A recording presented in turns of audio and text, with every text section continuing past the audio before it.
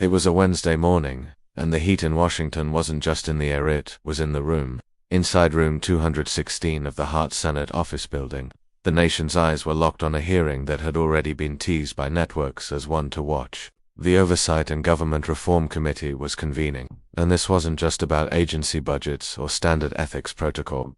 President Donald J. Trump, currently serving his second term, had agreed to appear voluntarily, his legal team flanking him on either side, a move many saw as an attempt to demonstrate control and transparency. But if that was the intent, it didn't last long. Representative Jasmine Crockett, dressed in a slate blue blazer, sat quietly reviewing her notes. She didn't fidget, smile, or look at the cameras. A small stack of printed documents rested in front of her, corner stapled and heavily marked with notes in blue ink. She tapped her pen twice against the table, folded her hands, and waited. The chair called the session to order, and senators and representatives exchanged tired pleasantries, as if this were just another routine hearing. But tension clung to the space like humidity. Trump leaned back in his seat, nodding occasionally, his eyes scanning the faces across from him. His usual bravado hadn't shown up yet, just that restless bounce in his knee and the way his fingers danced on the folder in front of him. Crockett's turn came 23 minutes into the session. "Mr. President," she said, her voice firm but respectful, "your administration has repeatedly claimed a commitment to transparency. Yet over the last 12 months, we've seen a number of instances where the line between public service and private interest gets disturbingly blurry." Trump leaned into his mic. "Representative Crockett, if you're going to start with the same tired accusations, I suggest you bring something new to the table." A few quiet laughs came from the Republican side. Crockett didn't respond to the jab. She kept her eyes on him, didn't blink, and then she flipped a page in her folder. "I intend to," she said. What followed was the kind of quiet you don't often hear in government buildings, a pause so deliberate it made people lean forward, just to feel like they weren't missing anything. She continued, "Can you confirm if the Office of the First Lady submitted any travel disclosures for the dates of March 9th through 13th, April 2nd through 5th, or May 14th through 16th? Trump's lips parted, but he didn't speak. "I'll repeat the dates," she said, this time turning her attention to the committee at large. "March 9th through 13th, April 2nd through 5th, May 14th through 16th. All three coincide with known international movement by a Gulfstream G650 registered under a Delaware shell company tied to the Aurelian Group, a luxury development firm, currently bidding on multi-million-dollar contracts with the Department of Housing and Urban Development." The room stirred, cameras whirred into action. Several aides behind the committee table started typing faster. Trump's counsel leaned toward him, whispering something, but he waved them off. "That's absurd," Trump finally said. "You're throwing out conspiracy theories on national television." Crockett responded without raising her voice. "I'm not making an accusation. I'm asking a question. Can you confirm whether or not the First Lady's office filed proper documentation for those trips?" Silence. "I'm not going to dignify your smear campaign against my wife," Trump said, his voice rising. "This is beneath the dignity of Congress." Crockett didn't blink. "The dignity of Congress is precisely why I'm asking." Outside the chamber, major networks had cut into regular programming, anchors scrambled for context, and social media was already lighting up with speculation. The phrase March 9th to 13th Gulfstream G650 started trending before the commercial break was over. Inside the hearing, the chairman called for order as murmurs rose. The journalists behind the glass wall stood now, cameras trained on the dais. This wasn't background noise anymore, it was center stage. Crockett kept her folder open but didn't press the point, not yet. She leaned back in her chair, steady. The storm hadn't hit yet, but the temperature had already changed. The committee chair glanced nervously at his watch. The room had shifted from tension to thinly masked panic, and they all knew why. Crockett wasn't fishing, she was leading them somewhere. And Trump, for all his deflection, seemed to sense it. "Let me be clear," Trump said, now gripping the edge of the table. "My wife has conducted herself with dignity throughout her time in the White House. She doesn't answer to gossip, and she's never needed to hide her movements from the American people." Crockett spoke with the cadence of someone who'd been through this dance before. "That wasn't my question." Trump scoffed, turned to his attorney, and said, "Can you believe this?" His lawyer, a silver-haired man from Dallas who looked like he'd rather be anywhere else, whispered something again.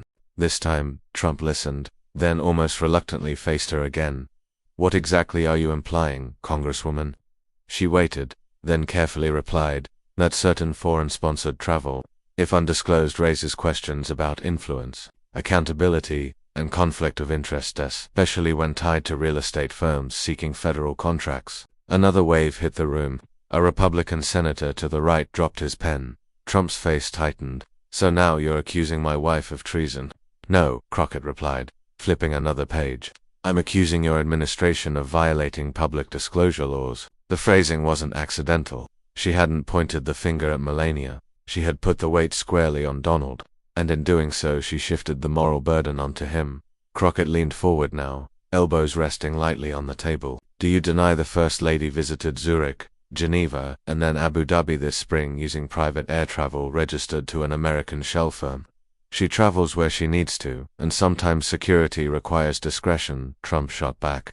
"And do you deny that those trips coincided with negotiations between the Iranian group and HUD?" Trump's jaw worked, but no answer came. A Democratic congressman to Crockett's left leaned in, murmuring, "She's got him boxed in." But Crockett didn't smile, didn't even acknowledge it. Her eyes remained on Trump, one hand resting flat on the table, the other hovering over her folder, measured and deliberate. "I have here," she said, "a set of transactional records showing Aurelian wired just under $750,000 to a U.S. diplomatic travel liaison via a holding firm in Doha less than 24 hours before the First Lady departed. Can you confirm if the First Lady's office received or requested any third-party funding for those trips?" Trump's voice was lower now, but not calmer. "You're disgusting." "She is not a government employee," Crockett said, "but her proximity to power makes her financial ties subject to review under FARA and FARA. You know that. Everyone here knows that." One of the White House legal teams stood and requested a brief recess,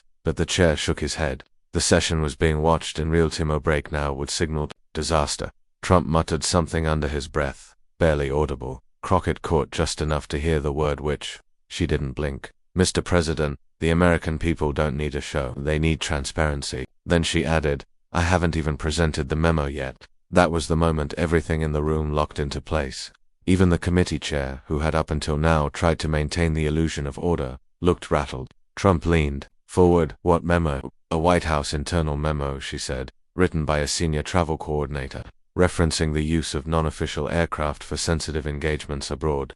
The memo includes timestamps, staff assignments, and a directive to keep the trips non-disclosed. Would you like me to read a portion?" Trump's hands dropped to the table. He didn't respond. From the back, a CNN reporter whispered into her phone, "She has the actual memo." Jesus. She brought the receipts. The committee chair got for quiet. Crockett waited, poised. Trump's lawyer leaned in again, clearly saying, "Let it go." But Trump didn't move. He looked stuck between defiance and dread. Behind the glass, more media had arrived, phones pointed toward the hearing, like weapons. Everyone was filming, everyone was watching, and for once, Trump didn't seem to want the spotlight. Crockett, still speaking in even tones, folded her hands again. "I'm prepared to enter this document into the record unless the president wishes to contest its authenticity." Another long pause. Trump said nothing. Crockett glanced around the chamber. "Then I'll continue." But this wasn't just about documents anymore. The fire was moving faster than anyone in that room could control. The hearing room had turned cold, not from the air conditioning, but from what had just been said. Jasmine Crockett didn't reach for theatrics. She didn't wave the memo or raise her voice. Instead, she simply passed the document down the table to the clerk to be entered into the record. There was no need to dramatize it. The weight of the contents spoke for itself. A printed email, time-stamped 5 weeks earlier, signed by someone with a deputy coordinator title. In it, the words were plain, per instruction. All trip details are to remain internally classified, including flight registration, foreign security contact, and guest housing. The First Lady's schedule is not to be logged in standard records. There it was, and that was only the first page. Trump finally broke the silence, though not the tension. "You people have no decency," he said, pointing in Crockett's direction but staring off into the crowd behind the cameras, "dragging my wife into this like she's some kind of criminal." "I didn't call her a criminal," Crockett said. "I said the travel was concealed. There's a difference, one you seem to blur on purpose." Trump leaned back, arms crossed. Fake documents. Fake outrage. Same old Democrat routine. Crockett turned slightly toward the chair. "With permission, I'd like to name the donor connected to the transaction from the Aurelian group." The room stiffened. Reporters tensed up.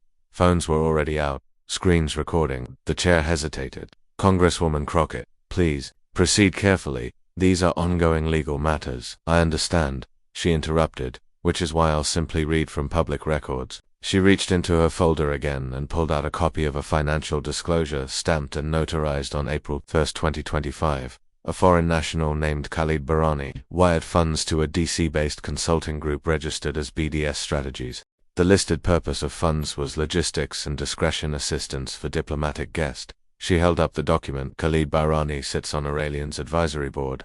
He also owns 11% of a resort chain in the Emirates, and according to travel logs, both private and FAA confirmed the G650 that carried the First Lady from Andrews to Zurich was chartered by BDS Strategies. You could almost hear the blood rush to people's ears. Trump looked stunned, and that wasn't something you saw often. Not rage, not defensiveness, just blank, jaw-locked silence. It was the first time someone had tied a name, a company, a flight, and a payment to Melania and Trump all in one clean motion. And just to clarify, Crockett continued, the same donor has ongoing bids for contracts with HUD. The chair tapped his gavel lightly, not to interrupt, but almost out of habit, as if the weight of what had been laid out required a sound to fill the air. Trump snapped back into motion. You have no idea what you're talking about. You're just throwing out names, he said sharply. Crockett kept her voice low, but firm. Then you can clear it up right here, right now. Trump didn't take the bait. He sat still, his fingers moving slowly over his tie, smoothing it out. That was his nervous tick. He tried to pass off his confidence. One of his attorneys whispered into his ear. This time, the president didn't wave him off. He just stared forward, breathing through his nose, his eyes darting to the clerk, to Crockett, to the cameras. He was calculating, or maybe just cornered. Meanwhile, the memo was already being scanned and distributed to the press gallery. A staffer from MSNBC posted a screenshot within minutes, and it began circulating on X and TikTok in real time. Hashtags flared up like wild brush fire. Outside the Hart building, a crowd had already started gathering. They weren't holding signs, yet they were holding phones. Inside, Crockett continued, her tone measured. I'll remind everyone this isn't about shaming anyone. This is about transparency in public office. If the First Lady used private money to fund foreign travel during contract negotiations involving her husband's administration, the American people have the right to know. Trump banged the table suddenly. You're a disgrace, he shouted. Then correct the record, she replied calmly. He said nothing. Crockett turned to the chair. I yield the rest of my time. She didn't smile. She didn't take a victory lap. She just quietly closed her folder, sat back in her chair, and waited. But the country wasn't going to sit back. By the time Crockett finished speaking, her folder no longer belonged to her, at least not in the way it had when the hearing began. The contents, the memo, the wire transfer record, the names, the dates were already out in the world. Uploaded, tweeted, broken down into bullet points by news outlets eager to get ahead of the story. CNN ran a red banner that read, Breaking, Representative Crockett links First Lady to secret foreign donor funds. This wasn't clickbait. The evidence was real, tidy, specific, and unignorable. Inside the chamber, Trump sat frozen. His foot tapped, but his body stayed motionless, like someone waiting to wake up from a dream he no longer controlled. The authority he'd walked in with had slipped.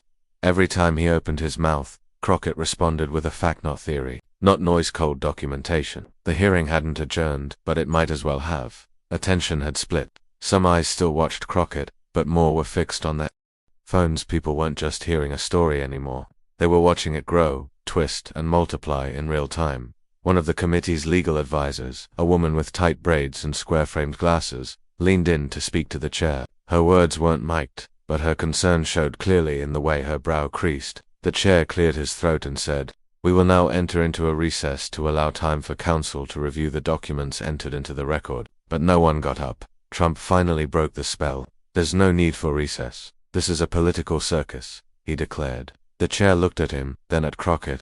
Mr. President, the Congresswoman has submitted primary source materials. That is within her rights. If you wish to respond, you will be given equal time. Trump's lawyer touched his arm again. This time, Trump pulled away. You think this is going to hurt me, he said, his voice louder now, echoing slightly. You think people care about where my wife went?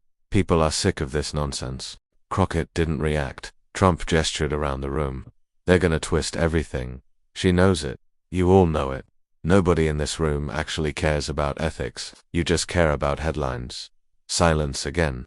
Then Crockett finally spoke. I care about laws being followed. That's not a headline. That's my job. But two locked eyes, no shouting, no sarcasm, just a stare that held and didn't blink. Then she reached into her folder again. There's more, she said softly, since you're still here. Some on the committee leaned forward instinctively. Crockett held up a small set of call logs. These are internal White House switchboard records showing contact between the East Wing and BDS strategies on the days immediately following the wire transfer. The numbers match, the times line up with flight manifests, and the recipient listed in one of the calls as a man named Kovarik, a Czech-American intermediary who's worked on behalf of Aurelian in previous real estate negotiations. Now it wasn't just political, it was personal, direct, timed, and, just to be precise, she added, this same individual has had business ties to two companies, sanctioned in 2022 for improper influence in public contracting procedures. Trump turned to his lawyer again. His voice, barely picked up by the mic, was thick with disbelief. How the hell did she get all this? The lawyer didn't answer. Crockett sat back again, her folder now nearly empty. You wanted transparency, Mr. President. This is what it looks like. Outside the hearing, every major network had broken from their programming. Local affiliates cut in, and an impromptu press conference was being organized just steps away. From the Capitol lawn, the headlines were now more direct. Melania, funded by foreign donor, new docs shake White House. Inside, a staffer slipped a note to the chair. He read it, passed it to his left, and then spoke into the mic. This committee will reconvene in 40 minutes. We are now in recess. With that, chairs scraped the floor, staffers began organizing papers, and the press pool surged toward the door. Trump stood slowly, avoiding eye contact. Crockett didn't move. She sat still, watching him like a surgeon observing a patient waking up from anesthesia. He looked back at her for half a second, not with rage, but with something else, something closer to recognition. But the documents were no longer just paper. They had become something living, and everyone outside that room could feel it. Hallway outside room 216 was chaos. Cameras flashed in rapid bursts. Reporters shouted questions. Phones recorded from every angle, and political aides huddled in tight circles, whispering fast. The crowd outside had grown: students, protesters, curious onlookers. Some held up their phones to the glass windows of the Hart building just to get a glimpse of who was coming out. Back inside the break room reserved for the president's legal team was thick with tension. No one was speaking above a whisper.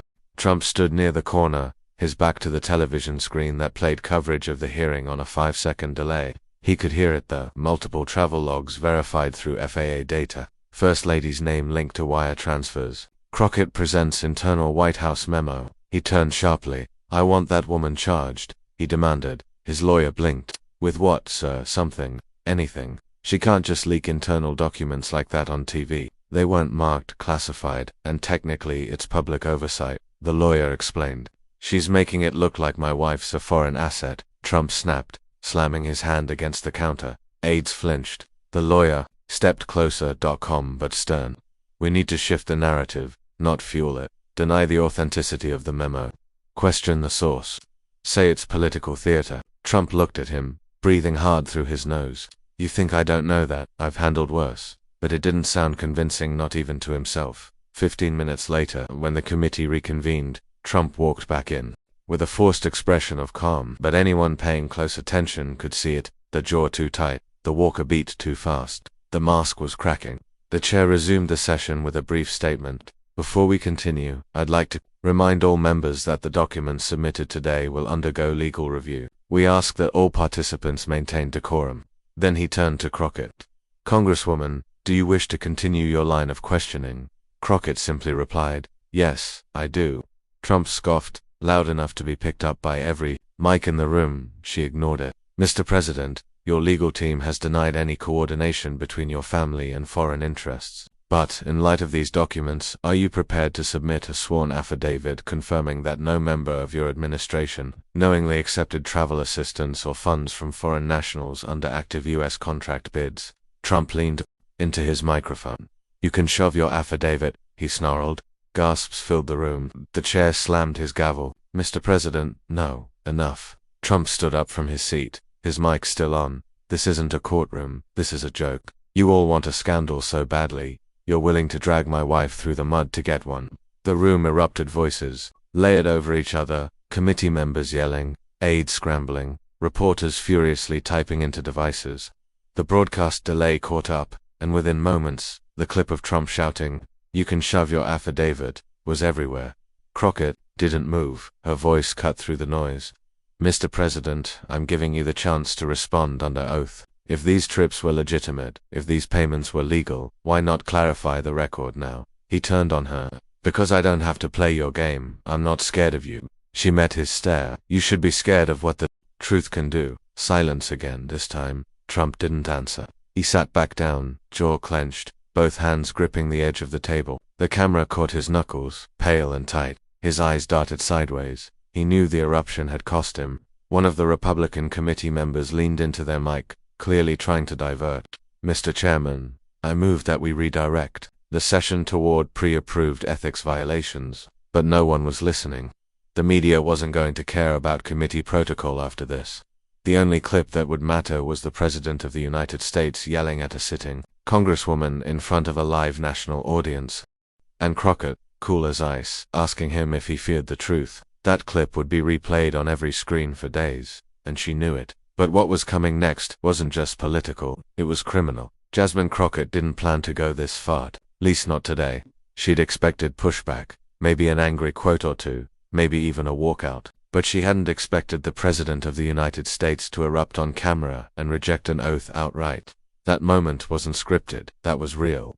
Now, as the hearing continued, Crockett shifted her posture not to rest, but to brace. What she had left in her folder wasn't dramatic. It was dry, administrative, but it was also damning. She turned a page. "Mr. President, the memo submitted earlier wasn't the only internal document your administration failed to disclose. I'd like to enter into the record Exhibit 12, an interdepartmental directive signed by Deputy Chief of Protocol Sandra Keene, dated March 4th. The clerk walked over to retrieve it. Trump didn't speak.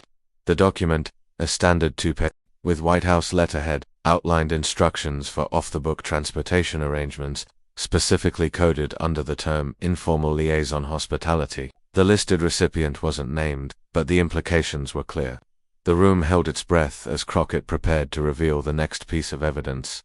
East Wing travel assistant Rhea Nolan, a name the press hadn't heard before today, became the center of attention as Congresswoman Crockett addressed the committee. Crockett drew focus to paragraph 3 of a document, which stated, "Ensure all housing, transport, and security details are handled externally via non-government intermediaries. Under no condition should routing information appear in the official White House communications log." The words hung in the air, making the room feel heavier. Trump's lead attorney quickly interjected, arguing that this was a security precaution, not proof of wrongdoing. But Crockett countered smoothly, pointing out that security precautions don't typically involve shell companies and foreign donors bidding for federal contracts. She turned to the rest of the committee, emphasizing that the alarming aspect wasn't just the omission but the infrastructure built to avoid accountability. "This wasn't an error. This was a system," she said. Across the aisle, Republican aides shifted uncomfortably. They had come prepared to support their leader, not to sit silently as their side unraveled under public scrutiny. Trump, visibly agitated, tapped his finger faster on the table, his attention locked on his legal counsel, who seemed to wish the floor would swallow him whole. Crockett pressed further, asking Trump to explain the term informally liaison hospitality. He responded defensively, claiming the term wasn't his and didn't mean what she was implying. "Then what does it mean?" she asked. His silence spoke volumes. Crockett turned back to the room, asserting, "There's a reason people don't trust government anymore. It's not the scandals themselves. It's the arrogance in thinking no one will notice or care." Outside, the crowd outside the Hart building grew, spilling onto Constitution Avenue.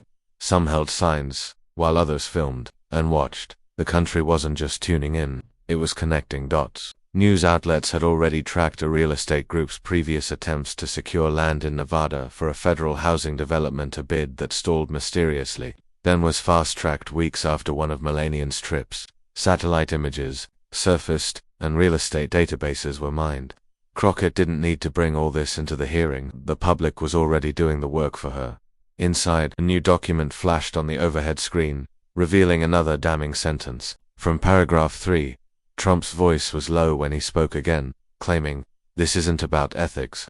This is personal." Crockett didn't flinch. "If I were coming for your family, I wouldn't use paper trails. I'd use subpoenas," she replied, sending a hush through the room. The chair intervened, asking if she had further evidence to present. She paused, then nodded, handing over a slim folder containing a calendar update from Ryan Nolan's internal account. It included a note from March 8th, the day before one of the flagged trips, stating, "Final approval received, donor confirmed.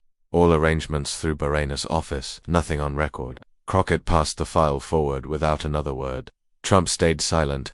She rested her hands on the table, her voice steady. "I'm done speaking. The documents are doing the rest," she said. But outside the hearing room, the conversation had already taken on a life of its own. By 2:45 p.m. Eastern, news networks had cut away from every other story. Crockett's name was plastered on banners from coast to coast, and footage of Trump's outbursts played on a loop.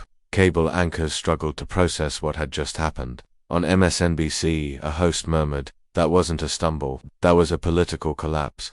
Over on Fox, a panelist muttered, "We need to find out who leaked those logs." The internet amplified and dissected the hearing. TikTok creators paused mid-lip sync to break down Crockett's documents. On Reddit, a crowdsourced investigation began, tracking the Gulf Stream's travel patterns from FAA databases. Someone even dug up images of Melania stepping out of a sleek black car in Geneva, aligning almost perfectly with the March 9th departure. Times from hashtags like #CrockettExposes, #MELANIA trips, #G650, and #Raya Nolan donor confirmed trended by mid-afternoon. Crockett walked calmly down the Capitol steps, flanked by two aides. Her phone buzzed constantly, but she didn't stop to check it. A reporter called out, "Congresswoman, do you believe the president should resign?" She didn't break stride, replying, "Ask me that again in 3 days." Inside the White House, damage control was in full throttle. Press Secretary Jolene Marks stood at the podium for an emergency briefing, insisting that the First Lady had not engaged in any activity violating protocol or ethics law. But her confidence wavered when a journalist from the Boston Globe asked, "Then why does the memo exist?" Marks froze before responding. "We are still reviewing all claims and believe there has been a significant breach of internal communication systems." Government contractors on K Street held emergency calls with legal teams. One firm canceled all public appearances for the week. In cities across the country, people were talking not just politicos, but regular folks in barbershops, grocery lines, and church halls. For once, opinions weren't split along predictable lines. Even some lifelong conservatives admitted the evidence looked bad. At 6:32 p.m., the Washington Ledger published an exclusive. An anonymous source, who had worked in the East Wing for 2 years, confirmed the authenticity of the memo, stating, "We were told to hide the travel, told it was above our pay grade, told to keep quiet or be replaced." The revelation hit like a second wave. Crockett was back in her office when the article dropped. Her chief of staff walked in, holding an iPad. "You've seen this?" he asked. She nodded once, then sat down slowly. "How's the president responding?" she asked. He hesitated before answering. "They say Melania canceled her appearance at the Kennedy Center Gala. No reason given." Crockett tapped a pen against her chair. "She knows," she said. "Knows what?" he asked. "But this isn't going away." By 10:08 p.m., phones across the Capitol buzzed with an alert. An anonymous source had released a White House email directly tying Melania Trump's travel to federal contract coordination. The email, sent from Ryan Nolan's internal East Wing account to a private Gmail address, was dated just for days before Melania's overseas trip in March. The subject line read, "March travel details secured and confidential." The body of the message confirmed the itinerary, donor funding, and coordination with the HUD parcel review team, instructing that Melania not be logged on the return manifest. Within 30 minutes, screenshots reached every major network. By midnight, MSNBC, CNN, and even Fox were debating how long the White House could hold out before issuing a real response. In her apartment off U Street, Jasmine Crockett sat in silence, the email on her laptop screen. Her chief of staff paced behind her. "You didn't release this, right?" he asked. "No," she replied. "Then who the hell did?" She shrugged slightly. "Someone who finally had enough." By dawn, the White House issued a short, defensive statement denying any knowledge of the communication and condemning the leak. But it was already too late. By 7 a.m., a group of House members were preparing a motion for a special investigation into governmental abuse of travel protocol and conflict of interest involving senior executive staff. Crockett returned to her office, surrounded by press and flashing lights. She didn't speak. She didn't need to. Her desk was flooded with emails, most from supportive voters. One read, "We saw you hold that line. Thank you." Another said, "My daughter asked if you're real. She's never seen someone like you on the news before." A woman from Kansas City wrote, "I don't care what side you're on. I care about someone standing up when everyone else stays quiet. You didn't blink. You didn't back down. You gave people like me hope again." Crockett leaned back in her chair, the phone ringing again on her desk. The next leak would change everything, and she had no idea it was only hours away. Media inquiries were pouring in. But for that moment, Congresswoman Crockett let it all settle. Downstairs, a Capitol staffer walked out to the press area with a prepared notice. Crockett would not be giving any statements today. Her work, for now, was in the hands of the committee and the American people. Meanwhile, inside the White House, another kind of meeting was taking place in the private residence, far from the public stage. Donald Trump stood by the window, still in a dress shirt and tie from the night before. Melania sat on the couch, watching a muted news report that showed her own image next to headlines linking her to a leaked email. "I told you this would happen," she said quietly. Trump didn't turn around. "She's not done yet," Melania added as she stood and walked past him, saying nothing more. The damage had been done, whether it was intentional, accidental, or the result of years of brushing off rules. It didn't matter now. The truth had gained traction, and someone within their own house had helped it get out.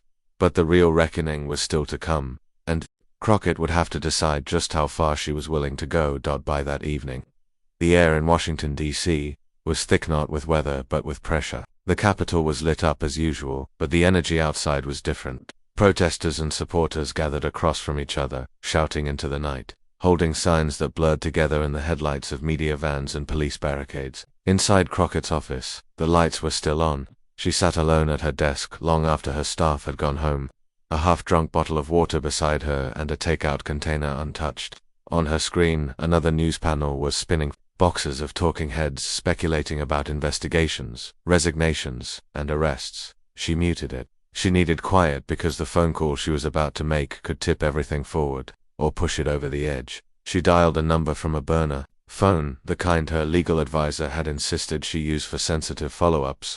It rang 3 times before someone picked up. A woman's voice answered, cautious. "Hello, Miss Nolan," Crockett said. "It's Congresswoman Crockett. I want to thank you for stepping forward." There was a pause. "I didn't do it for you, I know. You did it because you were tired of pretending that matters," Crockett replied. There was no warmth in Nolan's voice, but there wasn't resistance either, just exhaustion. "They made me send that email. I typed it, yes, but I didn't write it. They told me what to say, line by line." "Did you keep any documentation? Printed copies?" "I hid them. If they knew I still had them, I'd be gone." Crockett was quiet for a moment. "Are you willing to testify if we launch a full investigation?" This time, the pause was longer. "I'm not brave," Nolan finally said. "I was just afraid of losing my job. But now, I'm afraid of losing more." "You don't have to be brave alone," Crockett replied. "But if you're willing to speak, I'll stand beside you." Nolan didn't answer. The line clicked off. Crockett put the phone down slowly. She didn't know if that call had changed anything, but it felt like something had shifted, like the center of gravity had moved. A few blocks away, at the Kennedy Center, the red carpet was still rolled out, but Melania Trump never arrived. She had been scheduled to speak. Her name was on the program, but the podium stayed empty. A junior coordinator fumbled through a last-minute rewrite of the evening's remarks. When asked for comment later, a White House spokesperson said only that the First Lady needed time to reflect. But by now, everyone knew that was code for something deeper. That same night, an emergency meeting was held in the West Wing. Trump's legal team, communication advisors, and 2 senior cabinet members gathered behind closed doors. They discussed whether to fight or cut their losses. One advisor reportedly told him, "If you go all in on denying this and one more name comes forward, we're dead." To which Trump responded, "Then find me a distraction." The next morning, rumors swirled of a surprise executive order, a policy announcement, or maybe a shakeup in the Department of Justice, anything to grab the headlines back. But the story didn't let go. By midday, House Speaker Raul Jennings called for a bipartisan review of executive travel oversight. He didn't name Melania, he didn't name Trump. He didn't have to. The room already knew. Across the country, Americans watched this all unfold from kitchens, break rooms, and buses. Not everyone agreed. Not everyone saw it the same way. But they watched. They talked. They felt something shifting. And Crockett, she showed up to work in the same quiet, steady way she always had. No press stunt, no victory lap, just a worn leather bag over her shoulder and a folder under her arm. Inside that folder was a letter from a young girl in Bakersfield, California. It read, "Dear Congresswoman Crockett, I saw you on the TV, you were brave. When I grow up, I want to speak like you. My mum said you looked calm even when the man yelled. I liked that. Thank you for not being scared." Crockett didn't smile when she read it. She exhaled, because she wasn't fearless, she was just ready. But the question now wasn't whether the truth had come out. It was whether the country was ready to face it head-on. 4 days later, Jasmine Crockett stood behind the heavy wood doors of the House Ethics Committee conference room, waiting for her name to be called. It had been 4 days since the hearing, 4 days since the memo, the email leak, the cancellation at the Kennedy Center, the furious denials, and yet, she didn't feel triumphant. She felt steady like someone walking across a wire, not looking down, not looking back. The hearing today wasn't a public one. No cameras, no media, just a preliminary review, a formal step toward launching a special inquiry. She wasn't here to argue, she was here to answer questions, and she was ready. The door opened. "Congresswoman, we're ready for you." Inside the room, a half-circle of committee members sat with files stacked in front of them. Most wore serious expressions. A few avoided eye contact. That didn't bother her. This was politics. Discomfort came with the job. She took her seat, adjusted the mic, and folded her hands. Then she did something unusual. She spoke first. "I know I wasn't required to give an opening statement, but I'd like to say something very brief." The chair nodded. Crockett glanced across the room. "What I brought forward wasn't personal, it wasn't partisan, it was public. And the public deserves clarity not because they enjoy drama, but because they've gone too long without accountability." A few of the committee members nodded slowly. She continued, "I didn't come here to humiliate anyone. I came because I believe the truth is useful. It tells us where we stand and who we're protecting when we stay silent." Then she leaned back and said no more. For the next 45 minutes, she answered questions, some about process, some about her sources, some clearly meant to test her, but she didn't dodge, and she didn't stumble. She knew this wasn't just about Melania Trump anymore. It was about whether this moment, this crack in the foundation, would be patched over or opened up. After the session, she walked out quietly. No podium, no press statement. Outside, the weather had shifted. A spring wind had picked up. Dozens of reporters stood behind a rope, shouting questions as she passed. One of them asked, "Do you regret anything?" She stopped, just for a second. "Only the years we wasted, pretending people at the top didn't owe us answers," she said. Then she kept walking. Later that evening, back in her apartment, she sat at the kitchen table with a tea kettle steaming beside her. The sun had dipped below the skyline, and for the first time in days, the notifications on her phone had slowed down. She opened her inbox, scrolling through hundreds of emails until one subject line caught her eye. "I was one of the people who told you to stay quiet." It was from a former campaign strategist, someone who'd once warned her not to go too hard on the White House. She clicked it open. "You didn't listen, and I'm glad you didn't. What you didn't change things. Even people who don't like you had to admit you told the truth. That still means something, maybe more than we thought." She closed the laptop and leaned back in her chair. That was the part they never talked about, not the headlines, not the speeches, the aftermath. The quiet hours where you're not sure if what you did will matter, not in the papers, but in people's actual lives. That same night, in Topeka, Kansas, a high school civics teacher printed Crockett's hearing transcript and passed out copies to her students. In Detroit, a middle-aged warehouse worker wrote a post that simply read, "Didn't think people like her existed in that room. Guess I was wrong." And in Charlotte, an elderly woman lit a candle near her window, turned off the news, and whispered to herself, "Finally." Across the country, people weren't just watching anymore. They were listening, not to outrage, not to slogans, but to something quieter, something clearer, truth, that old, forgotten thing. And Crockett, for all the noise, all the pushback, all the smears, had stood still when the floor shook, because she was the loudest, but because she was the line that held, if you believe the truth still matters, if you believe decency still belongs in power, then don't stay quiet when it counts.